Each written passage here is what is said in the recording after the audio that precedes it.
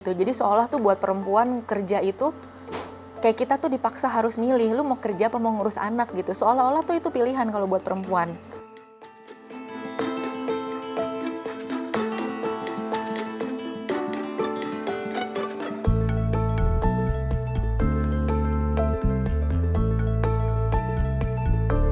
Gaji ya dibilang besar enggak, dibilang terlalu kecil juga enggak. Masih di bawah UMR. Kurang lebihnya 1,5 sampai dengan 2 juta.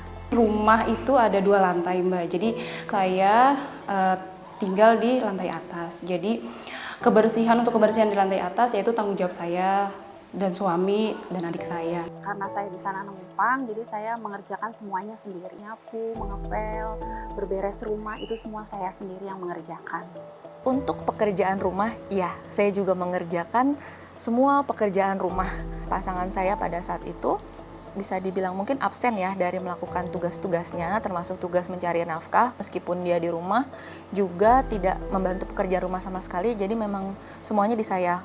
Dari detail lah, dari kebersihan rumahnya seperti apa, ngepel, nyapu, cuci piring, pokoknya pekerjaan domestik ya. Dari pekerjaan domestik sampai untuk hal-hal terkait perawatan rumah, bahkan untuk seperti listrik, air, pokoknya segala sesuatu operasional di rumah itu ke saya semua. Saya dibolehkan untuk membawa anak. Gitu. Anak saya udah 2 tahun, Mbak, tapi masih ASI. Jadi harus tetap bersama saya gitu, nggak bisa enggak gitu.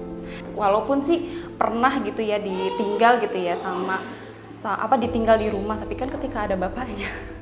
Kalau ketika tidak ada bapaknya kadang ya manggil-manggil ibu mana gitu.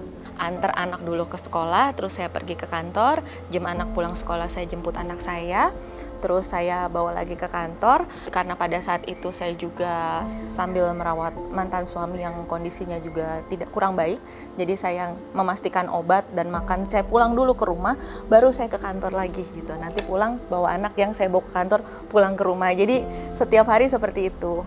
Di kantor kebetulan belum ada ruangan yang khusus untuk anak, jadi saya sementara ini masih menumpang ruangan keuangan untuk menaruh anak saya gitu ya, bermain atau tidur siang gitu di satu sisi ruang keuangan gitu.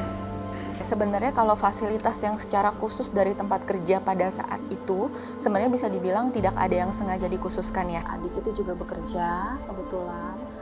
Si Om ini kan memang tidak bisa untuk mengurus anak gitu. Jadi memang saya semua mengatasinya sendiri. Itu saya yang memecahkan semua masalahnya sendiri. Contoh kalau misalnya ke rumah sakit, bayangin misalnya dokternya datang jam 11, setengah 11 umpamanya gitu. Kita harus standby itu dari jam berapa? Dari jam 6 misalnya. Itu bener-bener harus izin seharian gitu. Kadang orang suka nanya, kok lama banget sih gitu.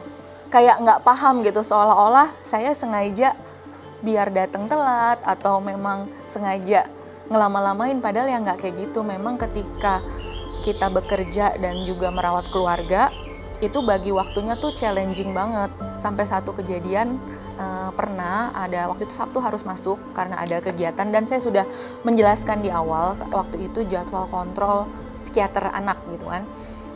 Cuman atasan saya pada saat itu nggak mau mengerti, saya tetap dapat teguran, katanya kamu nggak loyal, kamu nggak konsisten gitu. Padahal sudah jelaskan loh, ini kondisinya untuk anak. Masa harus milih gitu, jadi seolah tuh buat perempuan kerja itu kayak kita tuh dipaksa harus milih, lu mau kerja apa mau ngurus anak gitu. Seolah-olah tuh itu pilihan kalau buat perempuan. Pada saat saya memutuskan untuk bekerja, saya juga yang harus berpikir sendiri gitu, bagaimana anak itu bisa ditinggal dan ada yang mengurus gitu. Jika memang tidak ada ya saya mengalah untuk tidak bekerja. Kemarin ada berita yang dirasa nggak nyaman gitu ya, ada kekerasan soal anak yang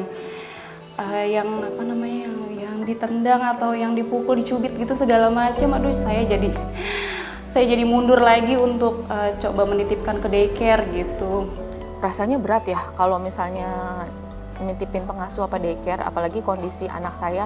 Oke, yang satu secara nggak ada kondisi khusus misalnya kayak gitu, tapi yang satu lagi kan kondisinya kan khusus ya.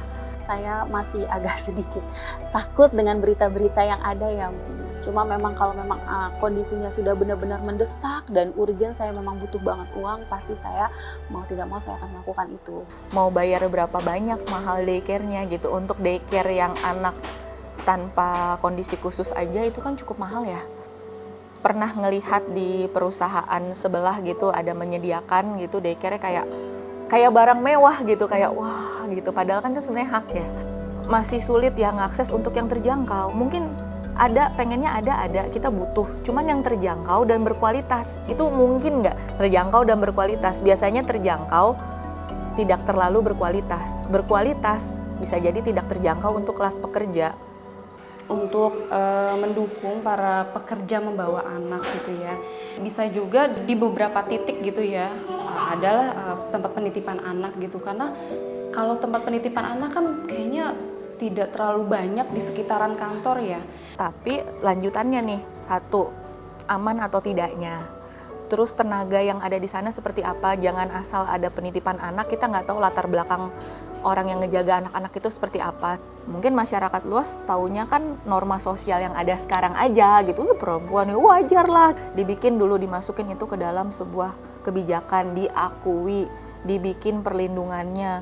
Mungkin juga untuk ruang lingkup yang orang-orang sekitar, ketika melihat ada orang yang kerja perawatan, berikanlah dukungan. Mungkin kalau memang nggak bisa finansial, dukungan moral aja. Jadi support system yang baik untuk orang-orang tersebut. Karena itulah yang kita butuhkan. Kita terlalu sibuk merhatiin orang lain sampai yang nggak tahu nih diri sendiri tuh gimana gitu. Terus yang merhatiin kita siapa?